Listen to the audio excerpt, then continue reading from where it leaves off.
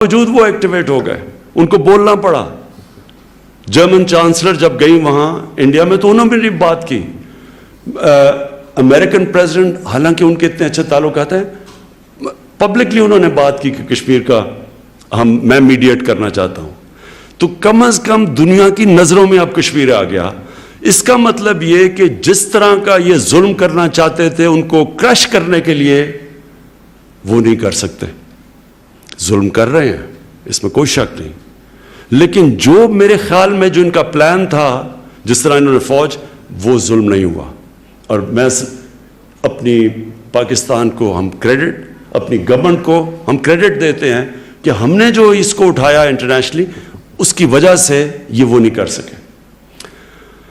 اور جو سب سے بڑی چیز کیا ہوئی کہ کشمیر کے لوگ جو یہ سمجھ رہے تھے کہ وہ اس طرح کی دہشت دیکھ کے بالکل ہاتھ کھڑے کر دیں گے, میں آج خاص طور پہ خراج تحسین پیش کرتا ہوں اپنے کشمیر کے لوگوں کی, کہ جس طرح کی پرووکیشن اور ظلم کے باوجود آج ان کا مورال کھڑا ہے.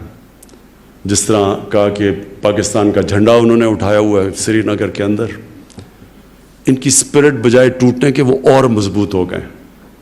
اور ایک اور چیز ہوئی ہے, آج کوئی پرو انڈین کشمیر کا لیڈر بن ہی نہیں سکتا. انہوں نے اتنی نفرت ہندوستان کے خلاف کر دی ہے اس ایکشن کے کہ اب کوئی بھی جو پرو انڈین لیڈر ہو وہ کشمیری کامیاب ہی نہیں ہو سکتا. آج جو انہوں نے کشمیری لیڈرز کو بند کیا ہے, فاروق عبداللہ کے منہ سے ہے. میں نے خود فاروق عبداللہ کو ملا تھا کئی کانفرنسز پہ دلی میں 10-15 سال پہلے. وہ ہمیشہ پرو انڈیا کی بات کرتے تھے کہ جی بات نہ کرو, کشمیر اب انڈیا کے ساتھ ہے اور تقسیم وغیرہ وغیرہ, بڑا کلیئر تھے وہ. ان کے منہ سے میں سن رہا ہوں کہ قائد اعظم ٹھیک کہتے تھے. وہ ابھی اسٹیٹمنٹ دے رہے ہیں کہ جو قائد اعظم کہتے تھے وہ ٹھیک ہے, ہمارے سے دھوکہ ہو گیا. تو اس وقت نہ کوئی کشمیر کا اب لیڈر بن ہی نہیں سکتا جب تک اگر وہ پرو انڈیا ہے, کیونکہ نفرت پھیل گئی ہے. دوسری, جو کشمیر کا نوجوان ہے, وہ جو غالب کا شعر ہے کہ مشکلیں اتنی پڑی مجھ پہ کہ آسان ہو گئی, وہ اتنے اب مضبوط ہو گئے ہیں, موت سے خوف چلا گیا ہے. جس طرح کی ہیوی پریزنس ہندوستان کی فوج کی ہے, اس کے باوجود وہ لوگ نکلتے ہیں. جب موقع ملتا ہے کشمیر کے لوگ نکلتے ہیں. کشمیریوں کی اسپرٹ نہیں وہ توڑ سکے جو 1/4 مین اسمپشن تھی کہ وہ ہاتھ کھڑے کر دیں گے. اور یہ جتنا بھی اب جدھر سے جتنا بھی آگے جائے گا, جو میں انسانی تاریخ کے اوپر میرا جو تجزیہ ہے, میں یہ سمجھتا ہوں کہ یہ اب حالات بگڑتے جائیں گے ہندوستان کے لیے. میں نہیں سمجھتا کہ ان کے لیے اب وہ خود پھنس گئے ہیں. جو انگریزی کا ورڈ ہے بلائنڈ ایلی, بند گلی میں پھنس گئے ہیں وہ اب یہاں سے پیچھے ہٹتے ہیں تو کشمیر آزاد ہو جاتا ہے. وہ کتنی دیر اس طرح رکھیں گے, ساری دنیا دیکھ رہی ہے. اور انشاءاللہ میں آپ کو یہ شور کرتا ہوں کہ ہر فورم کے اوپر ہم اس کو اٹھاتے رہیں گے. مجھے افسوس تھا کہ ہم نے کتنی ہائٹ پہ لے کے گئے اور ہمارا پورا پلان بنا ہوا تھا کہ کشمیر کے کوز کو اٹھانا ہے, تو وہ ایک مارچ کا اعلان کر دیا جس نے سارا اٹینشن 1 مہینہ سارا اس پہ چلا گیا. اور یہ پچھلے 5 مہینے میں کرونا کی وجہ سے بالکل کوئی انٹرنیشنل, ساری دنیا کو اپنی پڑ گئی ہے, تو ان کو کسی اور کاز کے اوپر تو وہ بھی نہیں سوچ رہے. لیکن ہماری پوری پلاننگ ہے. میں آپ کو آزاد کشمیر کی اسمبلی کو, کشمیر کے لوگوں کو, میں آج آپ کو پورے اعتماد سے کہتا ہوں کہ ہر فورم کے اوپر ہم اس کو اٹھائیں گے اور اٹھاتے رہیں گے, اور اس کی پوری پلاننگ کر رہے ہیں. یہ جو نقشہ پولیٹیکل میپ کشمیر کا آیا, میں اس کے پیچھے آپ کو اس کے پیچھے اپنی فلسفی بتاتا ہوں. دیکھیں, یہ بڑا امپورٹنٹ چیز ہے. جو ہوتا ہے دنیا کی تاریخ میں, آئیڈیا ایک آتا ہے اور پھر وہ آئیڈیا اس آئیڈیا کے متعلق کہتے ہیں کہ an idea whose time has come. کوئی فوج نہیں روک سکتی اس آئیڈیا کو. یہ بڑا امپورٹنٹ ہے کہ ہمارے بچوں کو سارے پاکستان میں پتہ چلے کہ اصل میں جو ہم اگر یونائٹڈ نیشنز کی, اور میں واضح کر دوں کہ ہر فورم پہ ہم کہتے ہیں کہ یونائٹڈ نیشن سیکیورٹی کونسل کی ریزولوشن کے اوپر مسئلے کا حل ہونا چاہیے. کوئی ایسا فورم نہیں ہے, میں یونائٹڈ نیشن سے لے کے ہر جگہ, اور اس نقشے کے اوپر بھی لکھا ہوا ہے کہ subject to the United Nation Security Council resolution. So ہم اس چیز کے اوپر کلیئر ہیں. حال ہی اس کا ایک ہے, اور یہ ضروری تھا کرنا کیونکہ ہندوستان نے جو نقشہ بنایا, آزاد کشمیر بھی سارا اندر اور گلگت بلتستان بھی, تو ضروری ہے کہ ریئیکٹ کریں. ہم بتائیں کہ اصل میں یہ ڈسپیوٹڈ ٹیریٹری ہے, یہ کبھی بھی ہندوستان کی ٹیریٹری نہیں تھی, یہ اللیگلی انہوں نے آکوپائی کی ہوئی ہے. اور یہ جو سب کچھ کام کیا یہ انہوں نے اپنے لیڈرز, نہرو کی سٹیٹمنٹس پڑھ لیں, اس کے بیان پڑھ لیں, سب وعدہ کرتے رہے کشمیریوں کو کہ ان کو رائٹ ملے گا پلیبسائٹ کا, ریفرینڈم کا, فیصلہ کرنا کہ اپنی فیوچر کا. وہ رائٹ نہیں دیا گیا. میں آخر میں ایک چیز پہ ختم کرتا ہوں, اور میں اپنے جو ہمارے کشمیر کے ہماری بھائی بہن, بچے, بوڑھے, خواتین مشکل وقت گزار رہی ہیں, میں صرف ان کے لیے 2-3 مثالیں دے کے ختم کرنا چاہتا ہوں اپنی بات. اس سے پہلے تو ہم انشاءاللہ 14 اگست کو سید علی جیلانی کو ہم آنر کریں گے نشان پاکستان دے کے. ہم سمجھتے ہیں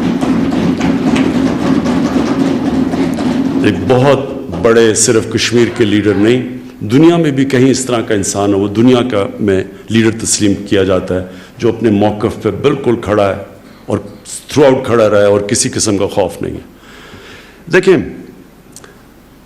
میری زندگی کا تجربہ یہ ہے کہ انسان ہارتا تب ہے جب وہ ہار مان جاتا ہے. جو انسان ہار نہیں مانتا, ہار اس کو ہرا نہیں سکتی. یہ کھیلوں کے گراؤنڈوں پہ بھی میرا یہ تجربہ ہے. دنیا کی تاریخ آپ اٹھا کے دیکھ لیں تو یہی آپ کو چیز نظر آئے گی. قائد اعظم, آپ ان کی صرف قائد اعظم کی جو آخری 7 سال ہیں ان کی تاریخ پڑھ لیں. کوئی بھی 7 سال پاکستان کے بننے سے پہلے سوچ ہی نہیں رہا تھا کہ پاکستان بنے گا. ساری آپ اکاؤنٹس پڑھ لیں, وہ کہتے تھے یہ دیوانے کا خواب ہے, یہ ہو ہی نہیں سکتا.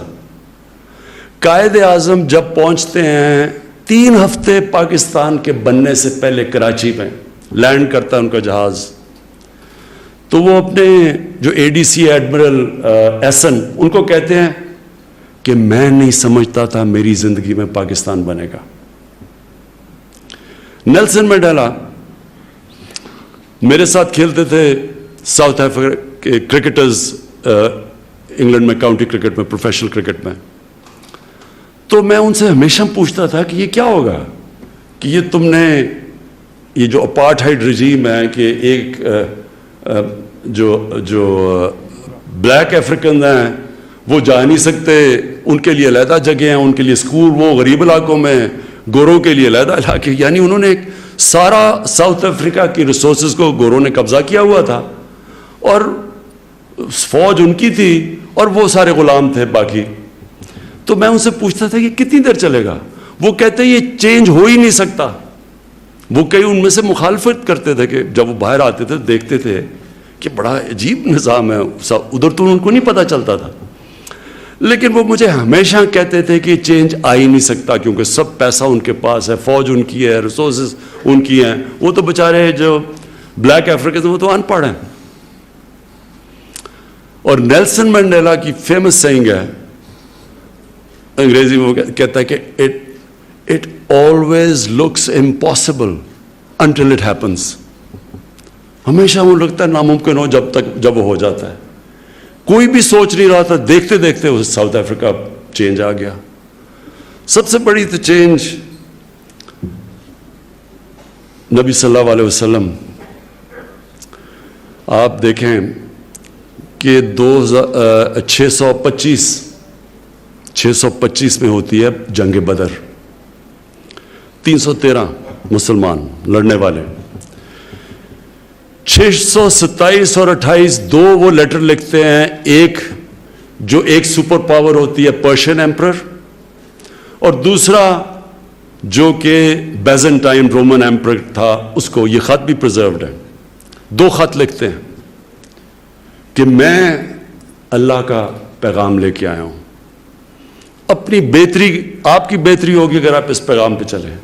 سوچیں کہ جو ان کی 1 لاکھ کی فوج تھی, سارے ماڈرن ایکوپمنٹ تھے, تو سوچیں کہ کیا انہوں نے سوچا ہوگا کہ ایک 313 لڑنے والے وہ خط بھیج رہے ہیں. لیکن کون یہ سوچتا تھا کہ یہ 627-28 کو 2 خط بھیجے انہوں نے, اور اس کے 10 سال بعد دونوں بڑی بڑی سپر پاورز ان کے سامنے گھٹنے ٹیک گئی. یہ تاریخ کا حصہ ہے. کہنے کا مقصد یہ ہے کہ یہ مایوسی مسلمان کے لیے گناہ ہے. ہم جب مایوس ہو جاتے ہیں جی کچھ بھی نہیں ہو سکتا, آپ کو پتہ ہی نہیں, میری اندازہ یہ ہے کہ یہ جو جدھر پھنس گئے ہیں نریندر موڈی ایک قدم اٹھا کے ہندوستان میں, اس کا اب صرف ایک ہی نتیجہ ہوگا, اور انشاءاللہ کشمیر آزاد ہوگا.